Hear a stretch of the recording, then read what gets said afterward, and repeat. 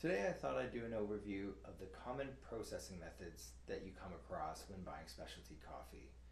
There are four or five main ones that I think are worth covering, and before we dive into them, it's worth addressing what processing is. So, after you harvest the coffee, which for those of you who don't know is picking cherries off of a tree or shrub and then in some way or manner getting to the seed, which is the green bean you end up roasting and drinking. So how you go from that fresh cherry to the green bean that then is roasted is processing. We're talking about, does the fruit stay on? Does it get removed? How does that impact flavor? So that leads us into the first three. The first and the most common is what's called washed coffee.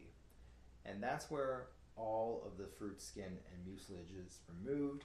There's an amount that can't be removed easily by pulping it, which requires you pass it through sort of like a crusher, like it has like two rollers, and it pops the seed out from the fruit.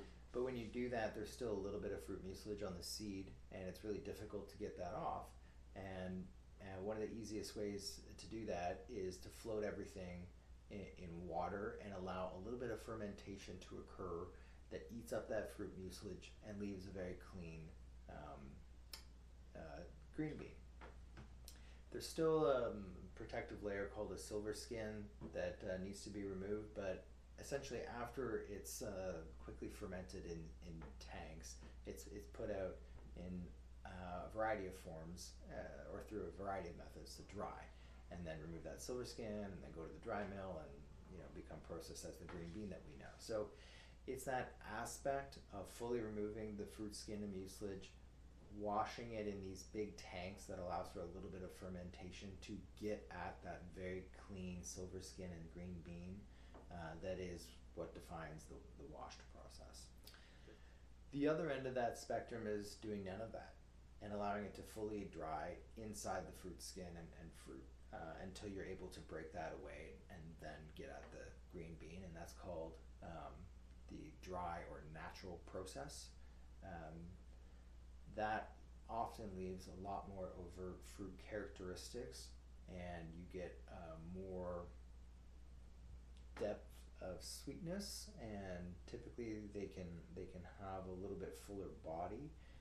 They might be giving that up at the expense of a clean mouthfeel or cleaner mouthfeel with acidity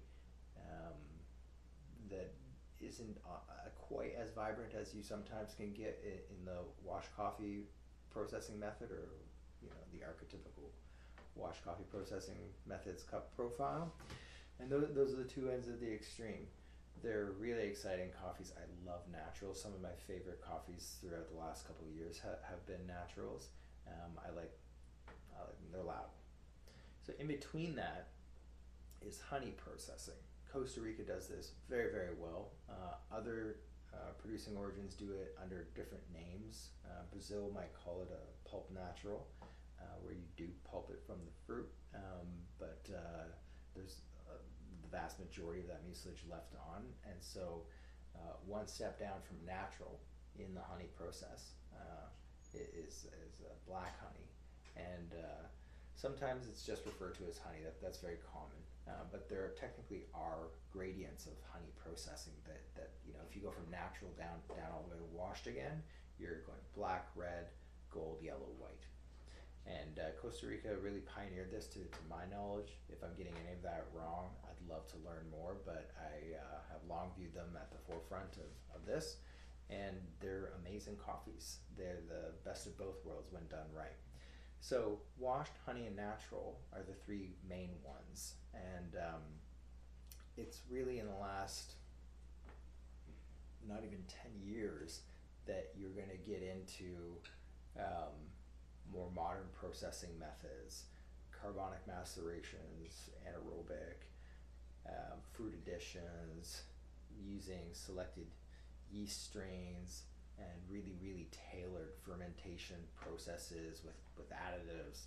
And so you're going to see coffees that are called experimental or thermal shock or um, you know, site specific yeast strains, and that gets really broad by nature. That's the bleeding edge of modern coffee processing, and similar to naturals 10 years ago, I think you get some of the most exciting coffees on the market today in that space, and you also get the ones that really miss the mark, in my opinion.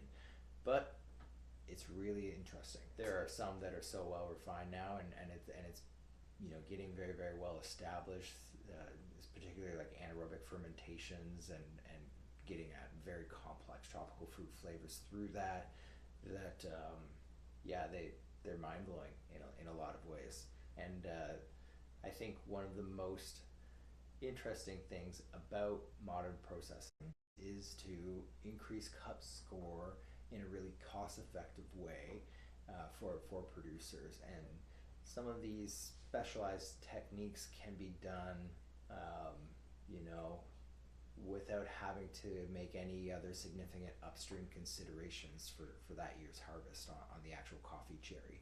And so if you can eke out quite a bit of performance by just paying attention to the post processing part and get it right, certainly that's a pretty attractive proposition versus replanting half of your farm with specialized varietals and waiting for that to really come through. And so it doesn't always work out, but an interesting way to move the needle in terms of the price that you can fetch for modern coffees. So that's really what I wanted to cover. Hopefully it helps clarify some of what you see out there on coffee bags regarding processing in particular. Let me know what your favorite types of coffee are. If you have any questions about processing in the comments below, and what you're drinking. Thanks.